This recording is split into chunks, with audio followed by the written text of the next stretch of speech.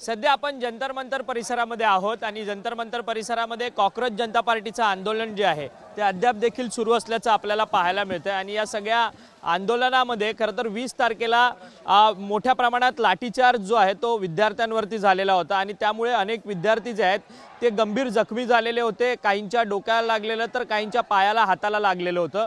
त्यामुळे त्यांना मदतीकरता देशभरातून सर्व जे आहे ते हात जे आहेत ते एकवटलेले आपल्याला पाहायला मिळतात। त्यांच्या मदतीकरता विद्यार्थ्यांच्या तरुण आंदोलकांच्या मदतीकरता आता मात्र देशभरामधनं मेडिकल सुविधा जी आहे साहित्य जे आहे ते या ठिकाणी पाठवलं जात असल्याचं आपल्याला पाहायला मिळतंय आणि या ठिकाणी मोठ्या प्रमाणात डॉक्टर्स देखील या आंदोलनामध्ये सेवा देण्याकरता या ठिकाणी समर्पित झालेले असल्याचं आपल्याला पाहायला मिळतंय। आपण वेगवेगळे वस्तू जे आहेत ते या ठिकाणी देशभरातून मदतीसाठी आलेले असल्याचं आपल्याला पाहायला मिळतंय आपल्याला पाहायला मिळतंय। आपण पाहू शकतो की ह्या ज्या वस्तू आहेत मास्क असतील, हँड ग्लोव्ज असतील, वेगवेगळे बँडेजेस असतील किंवा पावडर्स असतील आणि त्याच्यानंतर गोळ्या असतील, औषधं आणि गोळ्या ह्या सगळ्या गोष्टी ज्या आहेत आणि त्याचसोबतच ORS मोठ्या प्रमाणात आलं आहे आणि पाणी मोठ्या प्रमाणात आलेलं असल्याचं आपल्याला पाहायला मिळतंय आणि एकंदरीतच ह्या सगळ्या गोष्टी ज्या आहेत त्या या सगळ्या जंतर मंतरच्या परिसरामध्ये देशभरातून लोकांनी जे आहे ते मदतीचा हात या ठिकाणी पाठवलेला असल्याचं आपल्याला पाहायला मिळतंय।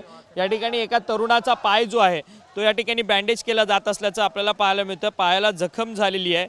ये कहाँ पर लगी थी आपकी चोट?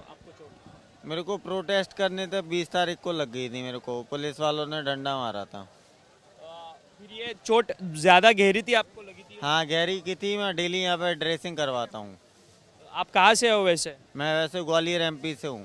कितने दिन से इस आंदोलन से जुड़े हो? मैं 7-8 दिन हो गए मेरे को। ये आपके साथ और लोगों को लाठीचार्ज हुआ क्या? मतलब आप जिधर थे? नहीं, बहुत सारे लोगों को हुआ था। आपण पाहिलं तर 20 तारखेला ज्यावेळेस हा CJPचा मोर्चा जो आहे तो शांततापूर्ण संसदेच्या ठिकाणी जाणार होता, परंतु 20 तारखेला मोठ्या प्रमाणात पोलीस आणि आंदोलक यांच्यामध्ये तणावपूर्ण परिस्थिती निर्माण झाली आणि त्यानंतर जे काही लाठीचार्ज झालेला होता त्या लाठीचार्जमध्ये मी जखमी झालेलो आहे अशा पद्धतीचं म्हणणं जे आहे ह्या तरुणाने आपल्याला सांगितलंय।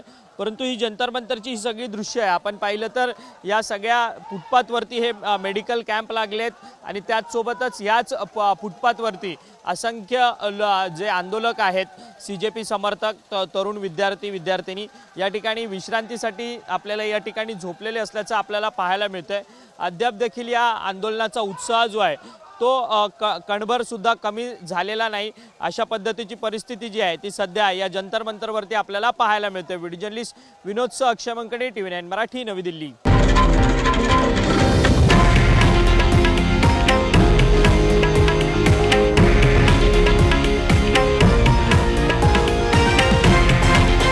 हे आहे देशातील नंबर 1 न्यूज नेटवर्क आणि आपण पाहत आहात TV9 मराठी, एकमेव।